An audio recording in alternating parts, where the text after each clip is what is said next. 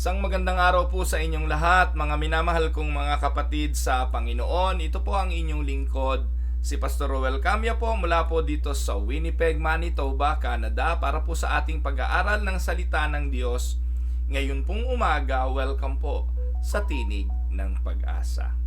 Araw po ng Lunes, ngayon po ay January 27 at ang atin pong pag-aaral sa araw na ito ay pinamagatan po nating prayer, panalangin. Alam niyo po, from the beginning of time, men have prayed. Mula pa ho sa Hardin ng Eden sa Genesis chapter 4 verse 26, mababasa po natin doon na ang unang mga magulang, ang unang tao, tinuruan ang kanilang mga anak na tumawag sa Diyos para manalangin. In all types of places, always and in every conceivable situation, men have prayed. Alam niyo po, maging Kristiyano o hindi Kristiyano, kahit yung mga pagano, they have spent massive amount of time in the pursuit of prayers. Alam niyo mga kapatid, kahit na po yung mga Hindu, Buddhism, Islam, or any other forms of religion, sila po ay dumadalangin. Pero madalang po yung tao na nananalangin na kinikilala yung prayer bilang supreme priority. Many have chosen to pray when it was convenient or when they were undergoing a time of great stress and trials. Dumadalangin po ang tao kapag convenient lang. Dumadalangin ang tao kapag meron lang matinding pangangailangan. Pero makikita po natin sa turo ng ating Panginoong Hesukristo na ang panalangin ay isang mahalagang bagay. At dapat nga po, ang buhay natin ay isang buhay na puno ng panalangin. Naaalala niyo po ba yung turo ng Panginoon sa kanyang mga parabol? Makikita natin ito sa Luke chapter 18 verse 1, ang sabi ng Panginoon, "Then Jesus told his disciples a parable to show them that they should always pray and not give up." Dito po sa talatang ito sa aklat ni Lucas chapter 18 verse 1 ay ipinakita yung parabola ng persistent widow. Kung kayo pamilyar sa kwentong ito o sa parable na ito, ito yung babae na walang tigil ng kalalapit, katatawag, kahihingi doon sa Panginoon para pagbigyan ang kanyang kahilingan. At dito mga kapatid, yung persistent widow ay paglalarawan kung papaano tayo dapat lumapit sa Panginoon. In fact, binanggit nga po yan sa verse 1 ng chapter 18. Jesus told his disciples a parable, context, to show them that they should always pray. Na dapat ang mga Kristiyano ay dapat manalangin lagi at huwag agad sumuko. Yet it is clear from this verse that Jesus wants prayer to hold a preeminent place in our lives. Mga kapatid, ito po yung unang tanong. Ano po ang halaga ng panalangin sa ating mga buhay? When do we go to God for prayers? When it was convenient or when it was in a situation that we really don't know what to do? Ito lang po ba yung dalawang lugar kung saan tumutungo tayo sa Diyos sa panalangin? Today, we are going to discuss what is prayer. Ano nga po ba ang kahulugan ng panalangin? A prayer, number 1, is an invitation to God. In fact, kung titingnan natin, God is inviting us to come to Him. God is inviting us to commune with Him in prayer. But, on the other hand, prayer is also an invitation to God. So anong ibig sabihin nun? Kailangan natin ng presensya ng Diyos sa ating mga buhay. Kapag tayo'y nananalangin, iniimbitahan natin ang presensyang iyon ng Diyos sa ating mga buhay. Ginagawa nating totoo ang kanyang pangako na He will never leave us nor forsake us. Ang tanong, gaano karaming taong nananampalataya sa sinabi ng Panginoong yon? Sa pangako ng Panginoong yon? Ikaw ba, kapatid, do you believe to that words and promise of the Lord that He will never leave us? Kung totoo na nananampalataya tayo ron bilang mga mananampalataya, na hindi ka iniiwanan ng Diyos, na lagi nating kasama ang Diyos, ang tanong, how do you often talk to Him? Gaano kalimit natin siyang kinakausap? Alam niyo po mga kapatid, yung pangako na hindi pag-iwan, ibig sabihin sa lahat ng ating ginagawa. Yung pangako ng pagsama, ibig sabihin kung anong sitwasyon mo, nandun ang Diyos. So bakit hindi natin magawa na sa bawat oras, sa bawat panahon, sa bawat sitwasyon ng buhay, kausapin ng Diyos? Alam niyo po mga kapatid, the mind of a person is a very wonderful creation of God. We can communicate God even we are doing multitasking. Kahit na marami kang ginagawa, kung nagluluto ka man ngayon, naggagayat ka ng isasahog sa iluluto, o nagpe-prepara ng anumang bagay ngayong umaga, you can talk to God. And without you knowing it, while preaching this lesson to you today, my mind is also multitasking, communicating with the Lord, and I am saying to Him, Lord, as I preach this sermon today, can you please guide me na yung lalabas sa aking mga bibig ay yung katagang nanggagaling sa iyo. I am inviting you right now to take hold of my life as you promise to be with me. Kaya yung panalangin is an invitation to God to come to you, to go with you. It is not coercion. Take note, yung prayer ay hindi katulad ng prayer ng mga itinuturo ng mga pastor ngayon na kaya mong pilipitin ang kamay ng Diyos, na kaya mong pasunurin ng Diyos, na i-claim mo lang ito, i-declare mo lang ito, i-command mo lang ito, susunod sa iyo ang Diyos. No! Prayer is an invitation to God, not coercion, not coaxing, but simply inviting God to take over. It is me admitting my weaknesses and inviting His power. It is saying to the Lord, Lord, I am nothing without you. I cannot do this without your help. I cannot live this life without your presence. Kaya nananalangin tayo. Kaya kung hindi ganun ang approach mo sa prayer, maybe you are approaching prayer like a genie in a bottle, asking something whenever you want. Whenever you want something. That is not the kind of prayer that Jesus taught His disciples. The kind of prayer Jesus told His disciples to do in a parable in Luke chapter 18 is that they should always pray and not give up. Kaya sinasabi rin ni Pablo sa sulat niya sa Thessalonica na let us pray without ceasing. Walang patid na panalangin. Ano po? Kilala niyo po ba mga kapatid si Jairo? Ito po yung matatagpuan sa Mark chapter 5. Oh, by the way, hindi ko pala nailagay sa PowerPoint. Sa Mark chapter 5, one of the synagogue leaders named Jairus came, and when he saw Jesus, ano ginawa ni Jairus? He fell at His feet. He pleaded earnestly with Him. Hindi po sinabi ni Jairo na, "Hoy, halika, may kapangyarihan ako, leader ako ng sinagoga, halika't sumama ka sa bahay ko at ipanalangin mo ang anak ko para gumaling." Hindi niya pinuwersa. Though he has power to do that kasi makapangyarihan siya, hindi. In fact, nakiusap siya sa Panginoon. He fell at His feet and he pleaded. Ang sabi ni Jairo, my little daughter is dying. Please come and put your hands on her so that she will be healed and live.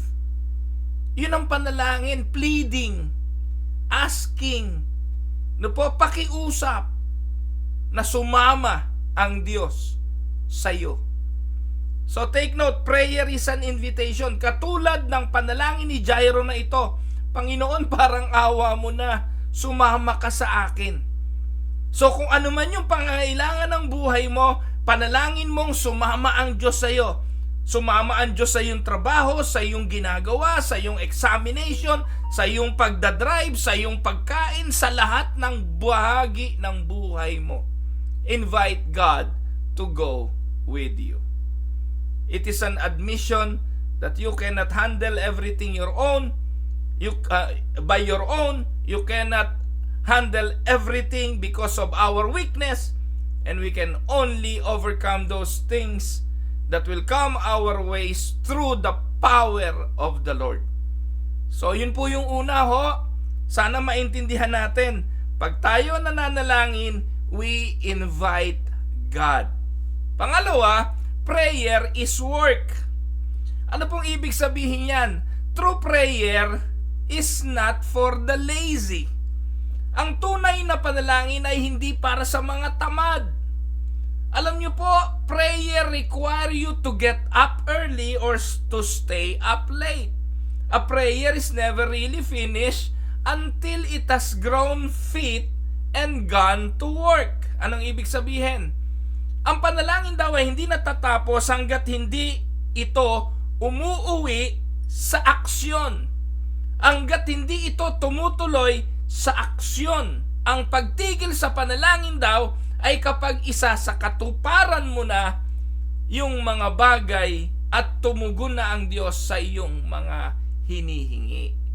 Kaya hindi ito for the lame, hindi ito for the weak, hindi ito for the lazy. Talagang prayer is work. Kaya manalangin walang patid. Magsumikap sa panalangin. Kung meron po tayong ibang mga pagsusumikap, tandaan po ninyo, ang lakas para magawa ang mga bagay na yon ay sa punto pa rin ng panalangin. For instance, kung ikaw ay naglilingkod sa anumang ministeryo, ang fuel for that ministry that you are doing ay ang prayer. If you are into preaching the Word of God, ang susi noon, prayer. Kung ikaw ay nasa ministeryo ng pagtulong sa kapwa, ang susi noon, prayer. Lahat ng gagawin natin sa buhay, maging sa paglilingkod, ang fuel noon, prayer. Kaya prayer is work. Pangatlo, prayer is also a battle. Tandaan, Satan does not fear nor withstand our prayerlessness. Hindi kinatatakutan ni Satanas ang hindi natin pananalangin. Yun nga ang gusto niya eh. Kahit pa anong sipag mong pastor sa pangangaral ng salita ng Diyos, kahit pa anong sipag mo sa mga visitations, sa mga counseling at kung ano-ano pa, tandaan mo na ang pangunahin mong weapon ay ang pananalangin. Satan does not fear nor withstand our prayerlessness, but he will bitterly oppose our prayer efforts. Prayer is our greatest weapon in the battle between good and evil. So if you want to win the battle, always pray. Pang-apat, prayer is power. Kung titingnan nyo ang buhay ni Moses, ni Daniel, ng mga Hebreo, si Elijah, si Paul, si Silas, makikita nyo na ang susi ng kanilang mga pagtatagumpay sa mga suliranin at laban ng buhay ay panalangin. Prayer is the greatest power we have upon this earth. Amen? Prayer is an invitation, prayer is work, prayer is battle, prayer is power, prayer is a developer. Ayan. Anong nadidevelop kapag ikay nananalangin? Alam niyo po, prayer is that essential ingredient that completes the character. It is impossible to grow in grace without the aid of prayer. Kung gusto mong ma-develop ang karakter at ma-complete yung karakter na nais ng Diyos sa iyo, ano-ano ba yon? Perseverance, no po? Love, humility, being righteous, holiness, lahat ng yon can be developed by prayer. Amen? So, prayer is a great developer. Nauhubog ang pagkatao ng isang tao sa pamamagitan ng lalim niya sa pananalangin. Pang-anim, prayer is a Christian wardrobe. Ano po yon? Christian's wardrobe. Mali, kulang yung ating PowerPoint. Itama natin. Nasaan ba yan? Christian's wardrobe. Ayan. So, ang ibig sabihin niyan, ito'y kasuotan ng mga mananampalataya. Ayan. Prayer is the Christian wardrobe. While dwelling in the cold world, dwelling in a world that is full of evil, kailangan natin ng balabal. And Christians need never fear becoming cold in this dark, cold world if you are in the spirit of prayer. The praying church will never become a museum for frozen saints. Ang iglesyang patuloy na nandun sa diwa ng panalangin ay hindi nagiging museo ng mga mananampalatayang frozen. Laging mainit, laging nag-aalab ang pananampalataya dahil sa diwa ng panalangin. Pampito, prayer is the fragrance in Christian activity. True prayer envelopes all that we do in the breath of heaven. Prayer is the fragrance in Christian activity. Kaya lahat ng gawain ng mananampalataya, sinisimula na tinatapos sa panalangin. Ang mga pagsamba, sinisimula na tinatapos sa panalangin. Lagi po na ganon. At kung tayo'y Kristiyano, sisimulan ang araw at tatapusin ito sa panalangin. It is the fragrance in the Christian activity. And number 8 and the last, prayer is communication with heaven. Merong kantang Line to Heaven, ano po? Bagamat ang mensahe po ng kantang yon ay hindi naman makakristyano, pero ang totoo, meron po talaga tayong linya sa langit, at ang linya natin sa langit at komunikasyon ay ang ating panalangin. There is an unbroken line between earth and the Father. When we pray, we are brought into the presence of God. We are in touch with God Himself. You don't need to get any party line to connect doon sa gusto mong kausap. No? Naalala niyo po nung araw, nung wala pang telepono, kami nung mga bata pa kami, gawa-gawa kami ng lata. Yung lata, bubutasin mo yung dulo, lalagyan mo ng sinulid, tapos sa kabilang dulo, meron ding lata, yung kausap mo. Maniwala ko kayo hindi, kahit malayo yon, kahit gaano kalayo yon, naririnig mo yung boses ng kausap mo kapag nilagay niya sa tenga yung dulo ng lata. Dahil nagta-travel po doon sa linya, sa sinulid yung tinig. At doon po yung dahilan kung bakit na-develop ni Graham Bell yung telephone. No po? So ganun po mga kapatid, no po?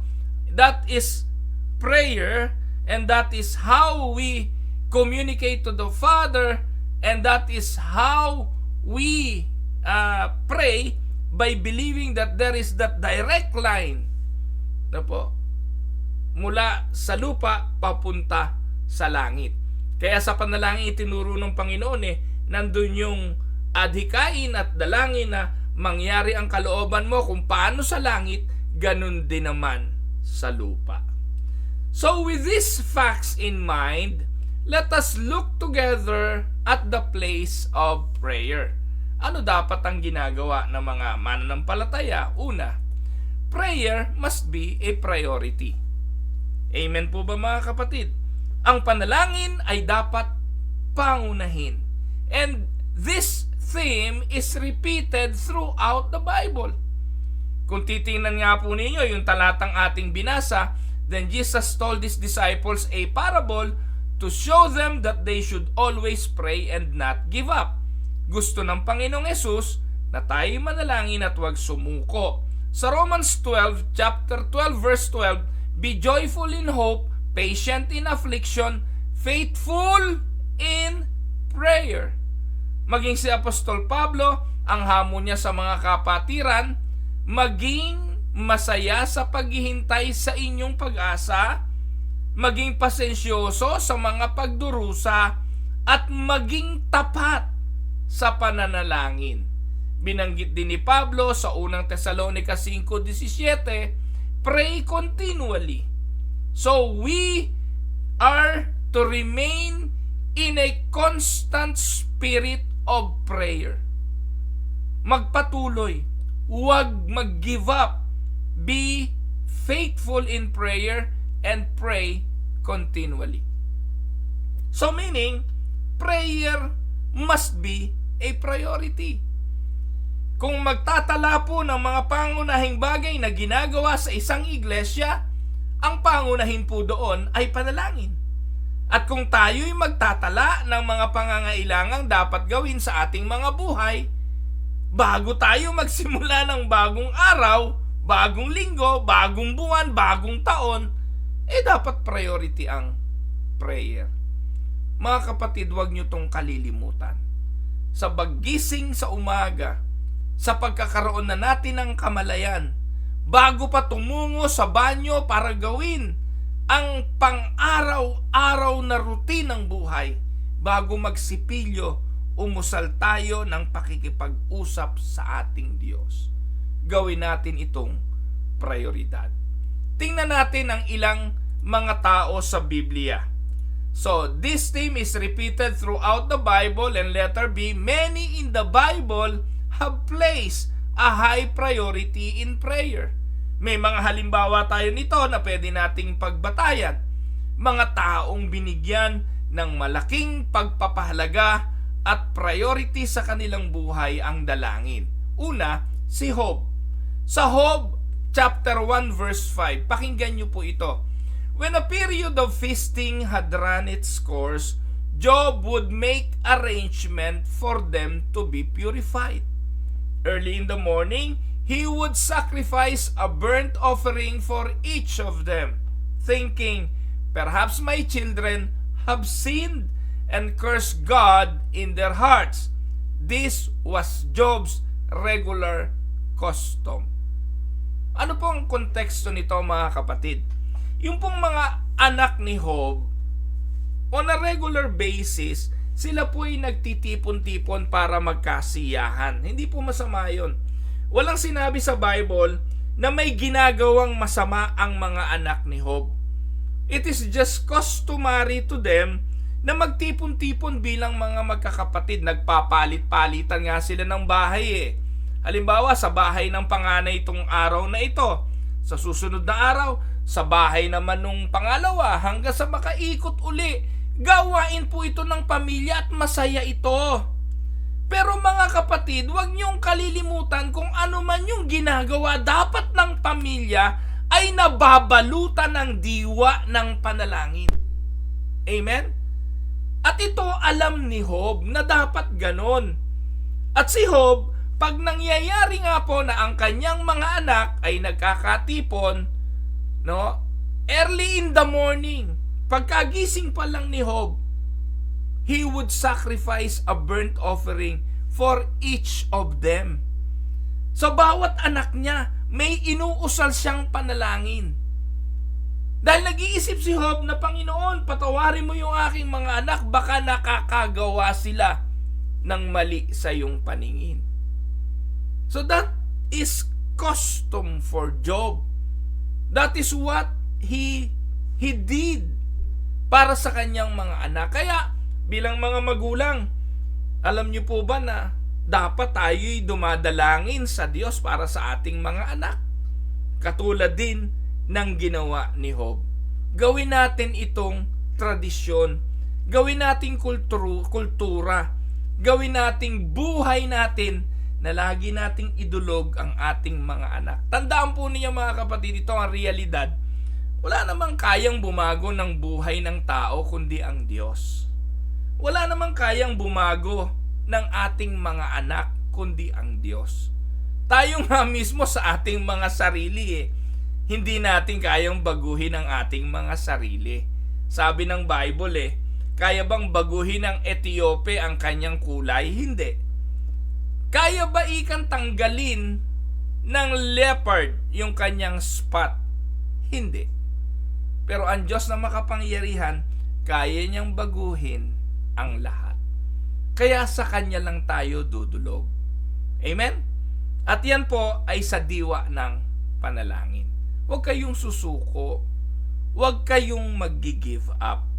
Pangalawa, si Abraham. Sa Genesis 12:7, anong sabi diyan? The Lord appeared to Abram and said, "To your offspring I will give this land." So he built an altar there to the Lord who had appeared to him.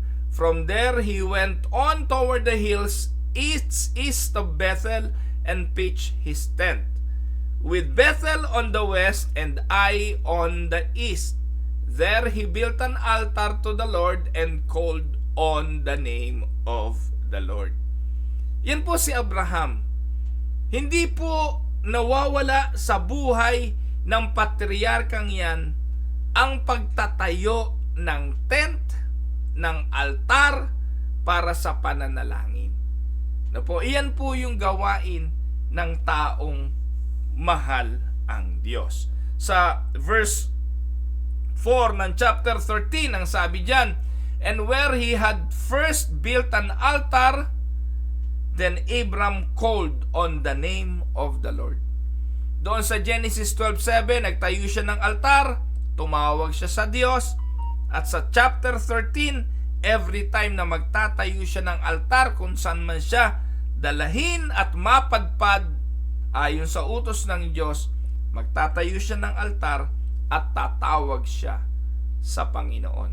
Sa chapter 13 verse 18, so Abram went to live near the great trees of Mamre at Hebron.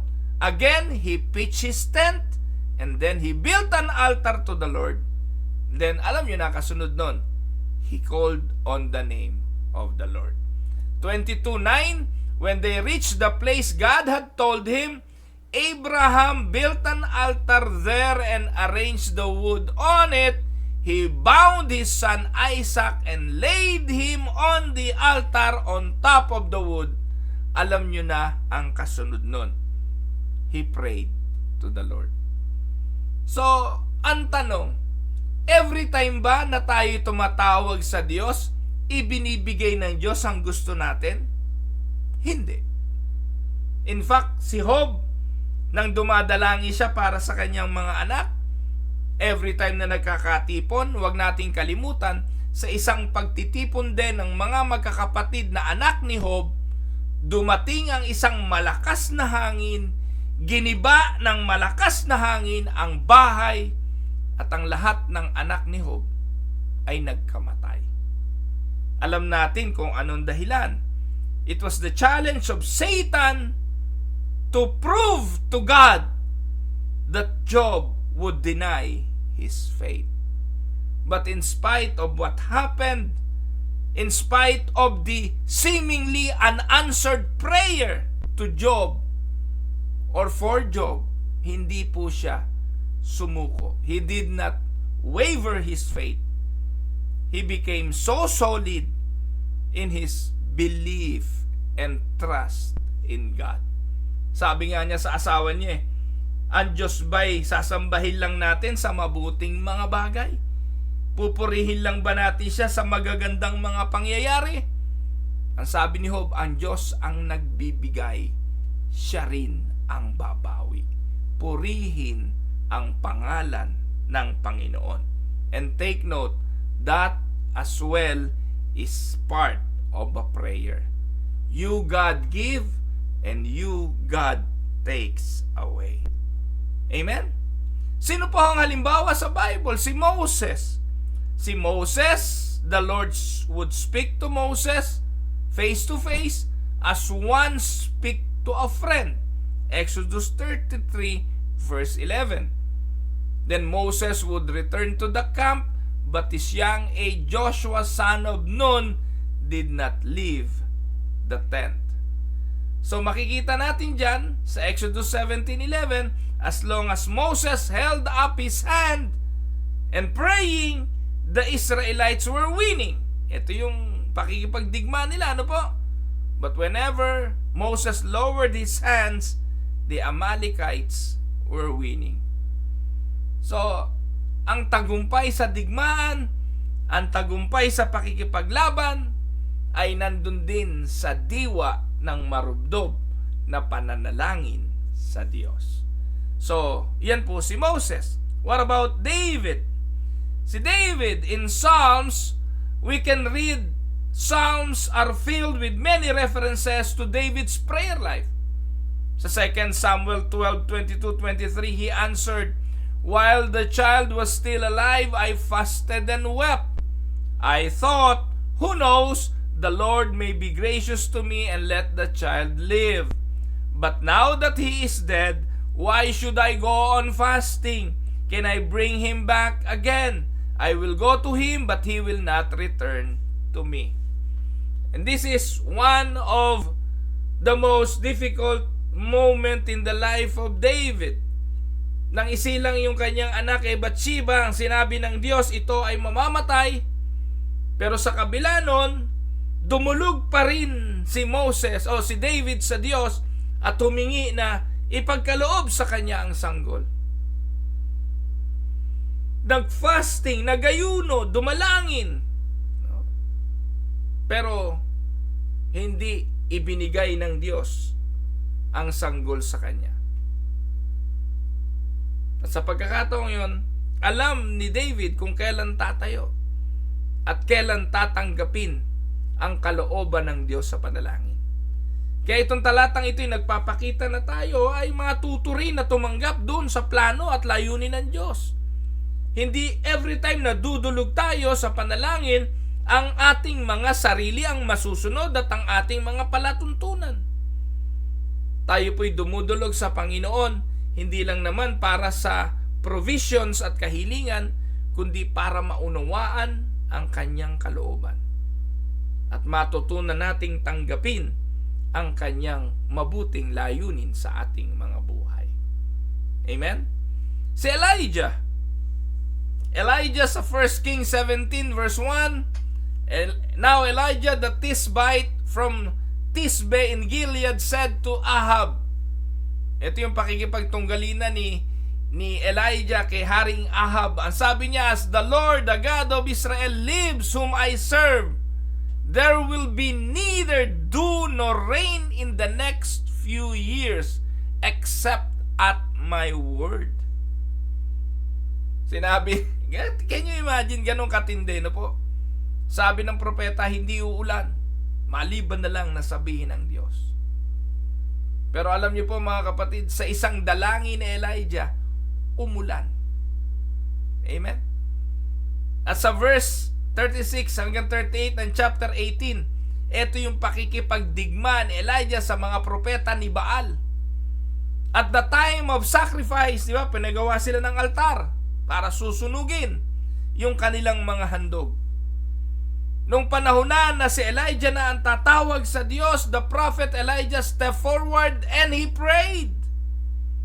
Ano sabi ni Elijah? "Lord, the God of Abraham, Isaac, and Israel, let it be known today that you are God in Israel, and that I am your servant and have done all these things at your command. Answer me, Lord, answer me, so these people will know that you, Lord, are God, and that you are turning their hearts back again."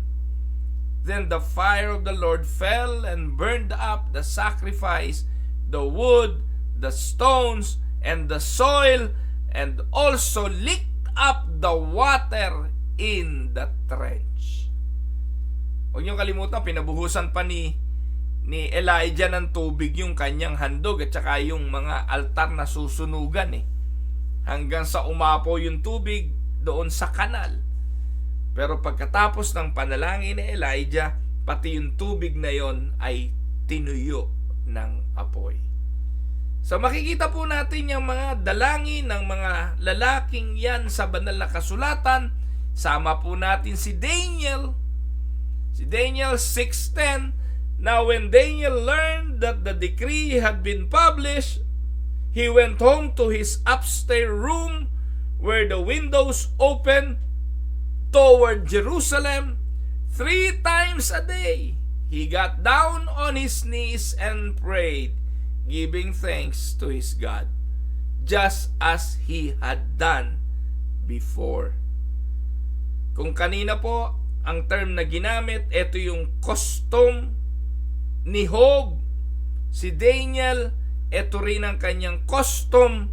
3 times a day, he will kneel to God and he will pray and giving thanks to Him. Yan po. Sa kabila po yan ng pagbabawal ng paraon na manalangin. But Daniel continuously do yung kanyang habit, yung kanyang custom of praying to God. At ang ultimate example, walang iba kundi ang ating Panginoon. Matthew 14:23, after he had dismissed them, he went up on a mountainside by himself to pray. Later that night, he was there alone. So, customary din ito in the life of our Savior, ang ating Panginoon, sa kabila ng maraming mga kaabalahan sa trabaho, hindi nawawalan ng oras sa pananalangin.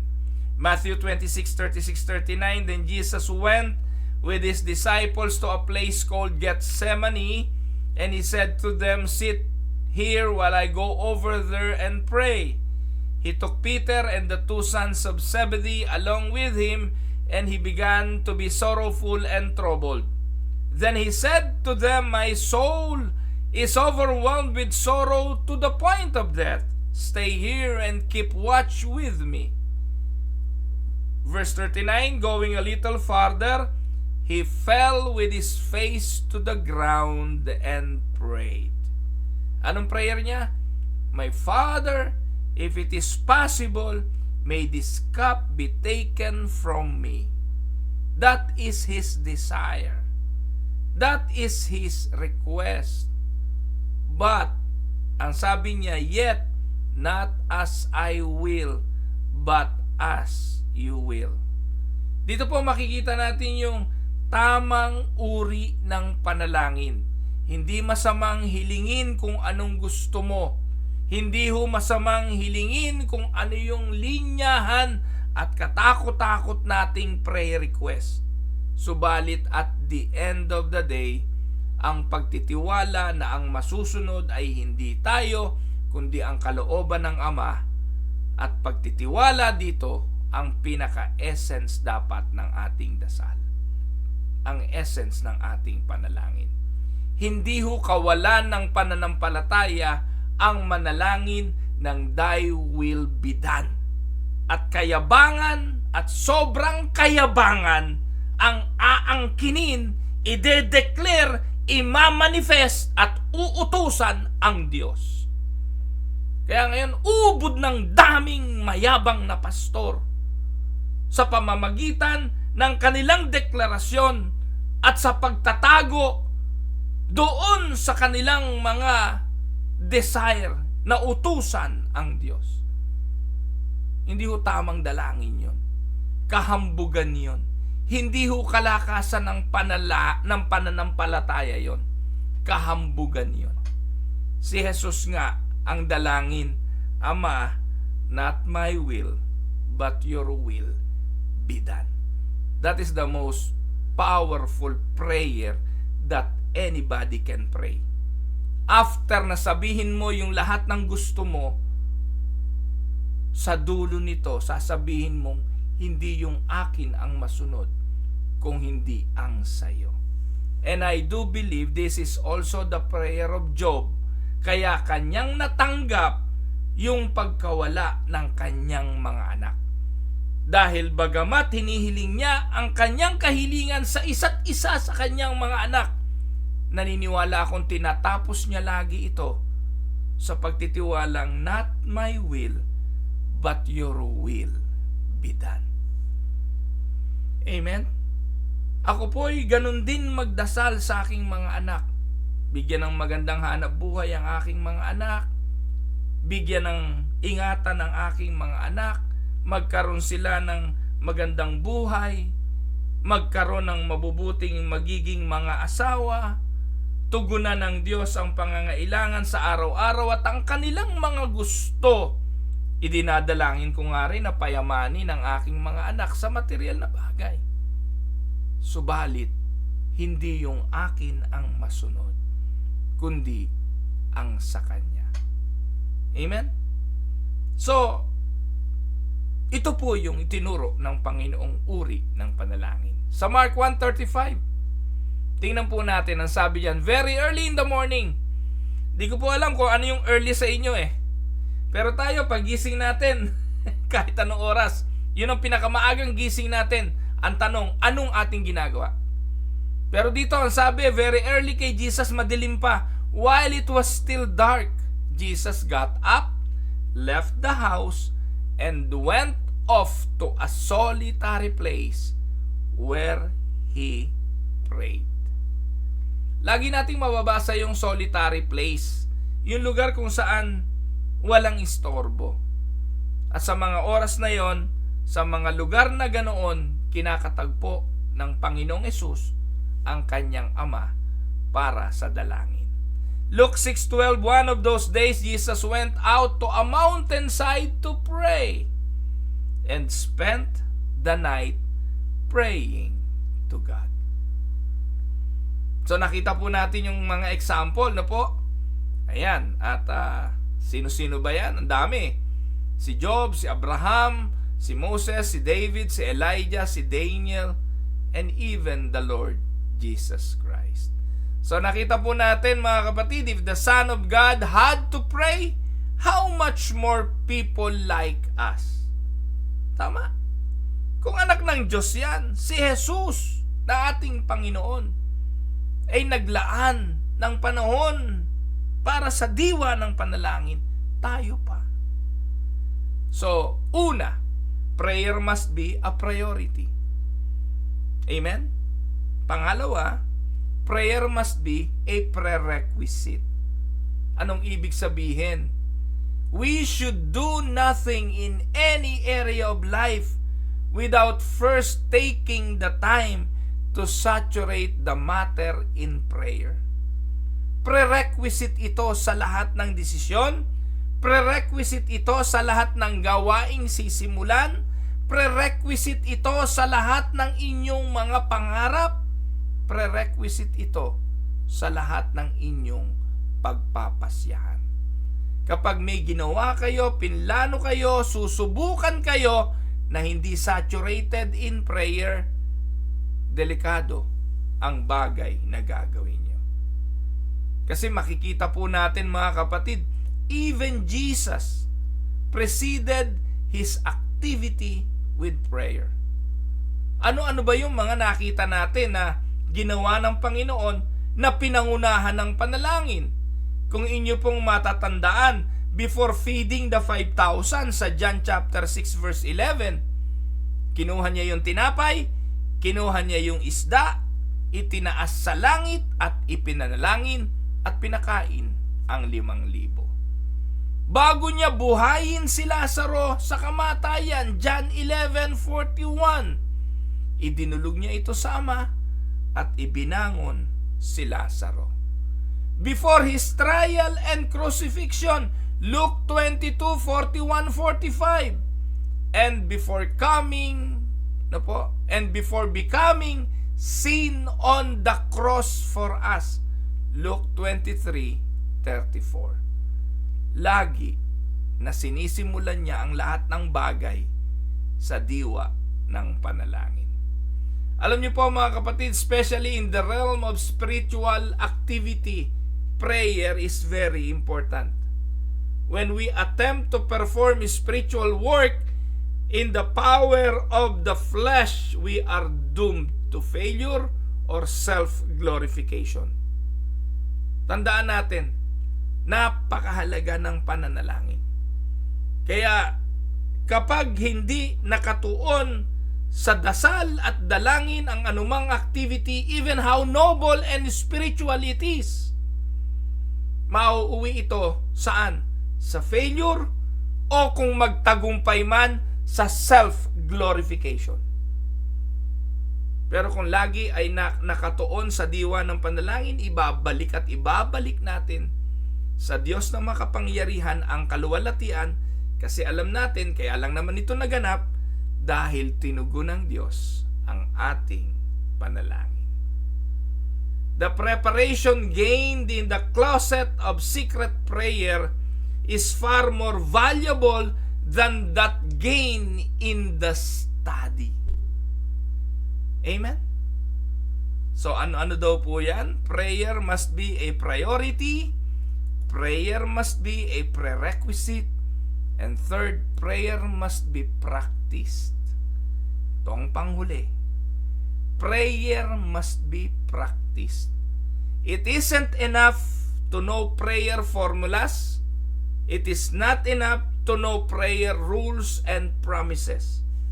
To make prayer truly effective, we must practice prayer. And we must get ourselves busy in the business of prayer. Amen? When we are not in the custom of praying, we may need to pray desperately and not know how. Weak praying begets weak living. We must be diligent in our praying if we want to be effective for the Lord. Amen? Ang mahinang panalangin ay mahinang buhay pananampalataya at mahinang buhay Kristiyano. And that is the challenge for today. On a scale of 1 to 10, how would you rate your prayer life? Tayo po ay manalangin. Panginoong Diyos na makapangyarihan, ibinabalik namin ang papurit pasasalamat. Kinikilala na sa buhay namin, wala kaming magagawa kung hindi ka namin kasama. Idinudulog ko sa iyo ang aking mga kapatid na sa araw na ito'y kasama ko po na tumatawag sa iyong pangalan. Umuusal kami ng iba't ibang mga kahingian, kahilingan, probisyon ng material at espiritual na bagay para sa aming mga buhay. Humihingi kami ng mga kagalingan sa amin at para sa iba. Humihingi po kami ng katugunan, ng karunungan, at ng marami pang mga bagay. Subalit kagaya ng aming natutunan, not our will, but your will be done. Sa pangalan ng aming Panginoong Hesus, ito pong aming dalangin. Amen and amen. So God bless mga kapatid, pagpalain po kayo ng ating